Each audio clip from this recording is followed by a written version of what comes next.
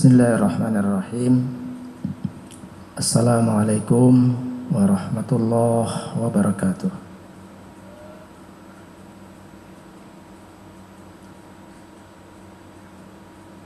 Alhamdulillahi rabbil alamin. Nahmaduhu wa nasta'inuhu wa nastaghfiruh. Wa na'udzu bihi min syururi anfusina wa sayyiati a'malina. May yahdihillahu fala mudilla lahu wa may yudlil fala hadiyalah. Amma ba'du, usi nafsi wa iyyakum bittaqwallah faqad fazal muttaqun. Qala subhanahu wa ta'ala fi kitabihil aziz, a'udzu billahi minasy syaithanir rajim. Laqad kana lakum fi rasulillahi uswatun hasanatun liman kana yarjullaha wal yawmal akhir wa dzakarallaha katsira. Sidang jamaah salat zuhur yang dirahmati oleh Allah Subhanahu wa taala. Ayat ini sangat sering kita dengar, yang artinya adalah Rasulullah Sallallahu Alaihi Wasallam adalah teladan paling sempurna dalam kehidupan umat manusia. Tidak saja umat Islam, tetapi juga Rasulullah contoh dan teladan bagi umat manusia. Rasulullah yang pertama sekali beliau adalah Rasul, pemimpin keagamaan, Nabi yang membawa risalah, pemimpin spiritual. Lalu kemudian Rasulullah menjadi pemimpin rakyat dan masyarakat. Bisa kita katakan pemimpin negara. Namanya negara Madinah. Rasulullah memimpin negara. Negara itu adalah kumpulan masyarakat yang mempunyai cita-cita yang sama, keinginan yang sama untuk mencapai kesejahteraan bersama. Rasulullah pemimpin negara. Berikutnya, karena ada ancaman dari luar, Rasulullah kemudian juga menjadi pemimpin pasukan perang. Ada beberapa kali peperangan yang dipimpin oleh Rasulullah Sallallahu Alaihi Wasallam. Selanjutnya, sebelum Rasulullah diangkat menjadi Rasul, beliau adalah pedagang, pebisnis. Jadi sudah beberapa kategori fungsi yang diperankan oleh Rasulullah Sallallahu Alaihi Wasallam. Peran sebagai pemimpin agama, peran sebagai pebisnis, peran sebagai pemimpin negara, peran sebagai jenderal pasukan,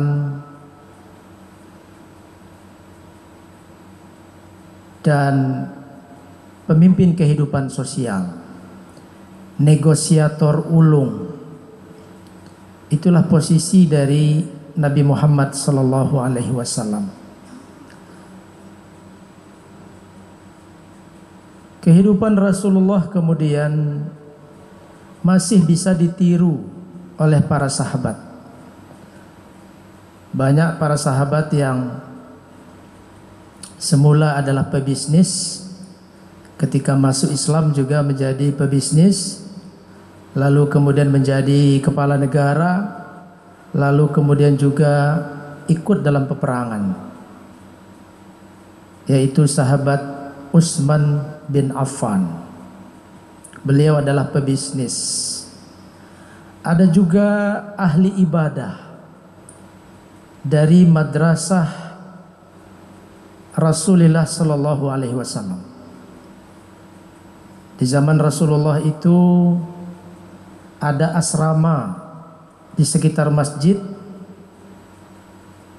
Asrama itu ditempati oleh para sahabat Rasulullah, jumlahnya puluhan.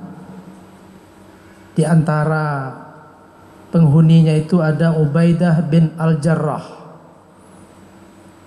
ahli ibadah, ahli ilmu, kemudian juga menjadi komandan perang, pimpinan pasukan Islam.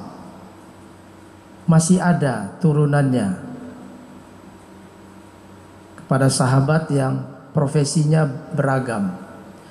Tapi semakin hari semakin ke zaman kita sudah sulit mencari yang seperti itu. Orang fokus pada bidang masing-masing.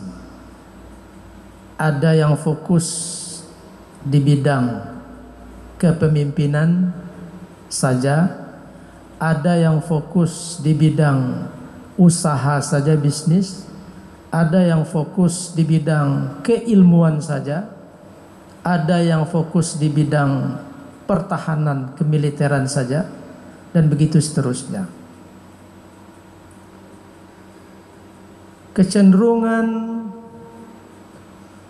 spesialisasi itu kita lihat hadir hari ini. Jarang kita menemukan pribadi seperti Rasulullah Sallallahu Alaihi Wasallam. Bapak Ibu dan hadirin sekalian, begitu juga dengan perkembangan ilmu pengetahuan. Pada zaman Rasulullah berkumpul seluruh ilmu keislaman. Pada zaman sahabat juga seperti itu. Lalu kemudian karena aktivitas harian, kondisi geografis dan lain sebagainya, orang menjadi spesialis-spesialis. Dalam Islam ada spesialis ilmu fikih, ada spesialis ilmu akidah, ada spesialis tafsir Al-Quran, spesialis hadis, dan semuanya ada pada diri Rasulullah Sallallahu Alaihi Wasallam. Ada satu spesialisasi Rasulullah yang ingin kita bahas pada siang hari ini adalah keilmuan yang mempelajari seluk-beluk jiwa, seluk-beluk hati, seluk-beluk kalbu, tentang tazkiyatun nafs, tentang mensucikan jiwa, mensucikan hati. Sekarang bisa kita sebut nama ilmu itu adalah ilmu tasawuf. Ilmu tasawuf. Ilmu ini banyak mendapatkan pertentangan, penolakan dari berbagai ilmuwan Islam lainnya. Tapi sesungguhnya ilmu ini basisnya adalah kehidupan Rasulullah Sallallahu Alaihi Wasallam. Basisnya adalah zuhudnya Nabi kita Nabi Muhammad Sallallahu Alaihi Wasallam. Basisnya adalah apa yang diamalkan oleh para sahabat Rasulullah yang tinggal di asrama Masjid Nabawi, yang kita kenal dengan Ahlus Suffah, penghuni asrama Masjid Nabawi. Siapa di antara penghuni asrama Masjid Nabawi? Ada Abu Hurairah, periwayat hadis, ada Abu Dzar Al-Ghifari, seorang ahli ibadah, ada Bilal bin Rabah, ada Ibnu Mas'ud, ada Abu Ubaidah bin Al-Jarrah, ada Yasir bin Ammar, dan lain sebagainya. Ada puluhan. Mereka adalah praktisi kehidupan tasawuf, praktisi kehidupan zuhud dan tazkiyatun nafs, mensucikan jiwa. Bapak Ibu dan hadirin sekalian, ilmu ini tentu penting dalam kehidupan kita beragama. Banyak orang yang kita lihat sangat memperhatikan ibadah yang sesuai dengan ketentuan-ketentuan hukum, tetapi belum mampu menghayati ibadah tersebut. Banyak orang yang kuat akidahnya, tetapi kemudian relasi sosialnya buruk dan jelek. Ilmu ini adalah melengkapi. Kalau kita larikan kepada hadis Rasulullah, Jibril mengajarkan tentang iman. Mal iman, iman adalah seluruh rukun iman. Mal Islam, Islam adalah seluruh rukun Islam. Mal ihsan, ihsan adalah ketulusan, kesucian, kepasrahan, penghambaan kepada Allah Subhanahu wa ta'ala. Jadi ibadah diberi makna ketulusan, ibadah diberi makna pengorbanan. Ibadah bukan ritual wajib saja, tapi punya makna, punya isi, punya kualitas, tidak sekedar kuantitas. Kualitas-kualitas itu diisi oleh gerakan namanya gerakan ihsan, memberi isi daripada ibadah.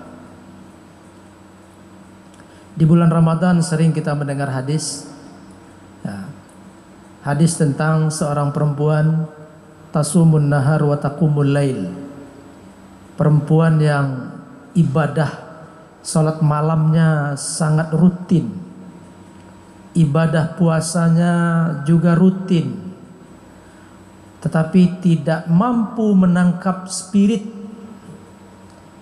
isi daripada ibadah tersebut. Fa innaha syatamat hadza wa syatamat dzak. Perempuan ini tidak menjaga lisannya, tidak menjaga hatinya, tidak menjaga kalbunya. Ibadahnya dijaga, kuantitas ibadahnya dijaga, tapi kualitas ibadahnya tidak terjaga. Syatamat hadza wa syatamat dzak, mencela sini, menghina situ, memfitnah ini, dan seterusnya, menyakiti hati itu, dan seterusnya. Aina hiya ya Rasulullah, yang begitu-begitu itu di mana wahai Rasulullah? Hiya finnar, dia di neraka. Jadi penting menguatkan akidah kita, memperbanyak ibadah kita, kuantitasnya, lalu mengisi ibadah itu dengan ruhnya, dengan spiritnya. Dan itu adalah Rasulullah Sallallahu Alaihi Wasallam. Dan itu adalah sahabat Rasulullah Sallallahu Alaihi Wasallam. Mungkin hari ini dan juga dalam keilmuan Islam, tasawuf ini betul-betul dihindari sebagian, diberi label-label yang tidak pantas. Bagi kita orang Minangkabau, kalau ada yang merusak tasawuf, kita ingat saja Buya kita, Buya Hamka. Buya Hamka menulis kitab namanya Tasawuf Modern. Artinya apa? Dalam beragama ini harus ada isi, harus ada kualitas, tidak cukup kuantitas, tidak cukup semangat, spirit, tapi harus ada maknanya. Rasulullah sekali lagi adalah contoh yang paling ideal. Dalam perang beliau terdepan, dalam menegakkan akidah beliau tiada tara, menegakkan hukum. Sabda beliau, "Lau anna Fatimata saraqat laqata'tu yadaha." Kalau Fatimah mencuri, maka Muhammad sendiri yang akan memotong tangannya. Ketegasan dalam hukum pasti tidak ada di zaman ini. Jangankan anaknya, koleganya saja dilindungi kalau melakukan kesalahan. Kelompoknya akan dilindungi kalau melakukan korupsi dan lain sebagainya. Nabi Muhammad sangat tegas. Tapi dalam waktu yang bersamaan Nabi Muhammad adalah orang yang sabar, orang yang pemaaf, orang yang toleran. Jenazah Yahudi, musuh yang sebenar-benarnya dari umat Islam ini, dihormati oleh Rasulullah. Jenazahnya, bukan kehebatannya, kekuasaannya, jenazahnya dihormati. Orang yang melempar Rasulullah dengan kotoran, dicarinya ketika orang itu sudah tidak ada. Artinya Rasulullah tentu faham ketegasan akidah, ketegasan penegakan hukum, dan kualitas dari beragama kita. Maka hari ini ajaran Rasulullah itu harus hidup dalam keberagamaan kita. Jangan sampai kita terkotak-kotak hanya perbedaan-perbedaan yang tidak esensial. Bukan saja terkotak-kotak, tetapi saling serang, saling menafikan, saling memburukkan, saling menjelekkan, saling menghinakan atas nama agama, atas nama akidah, atas nama imam mazhab tertentu, atas nama tokoh tertentu. Ini tentu sesuatu yang jauh dari panutan kita Nabi Muhammad sallallahu alaihi wasallam yang kemudian diikuti oleh para sahabat.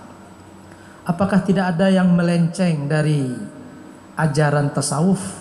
Ada, pasti ada. Tetapi yang kita maksud di sini adalah tasawuf inti dari yang dibawa oleh Rasulullah sallallahu alaihi wasallam. Inti dari yang disampaikan oleh Buya kita, Buya Hamka. Mudah-mudahan kita menjadi pribadi yang sempurna, kuat akidahnya, teguh dalam menegakkan hukum syariah, dan kemudian toleran, penuh toleransi dalam kehidupan keagamaan kita, memiliki hati yang luas, lapang, bening, jiwa yang jauh dari kerakusan, tamak dunia, iri, dengki, membunuh kawan seiring, membunuh lawan yang berbeda pemikiran dan lain sebagainya.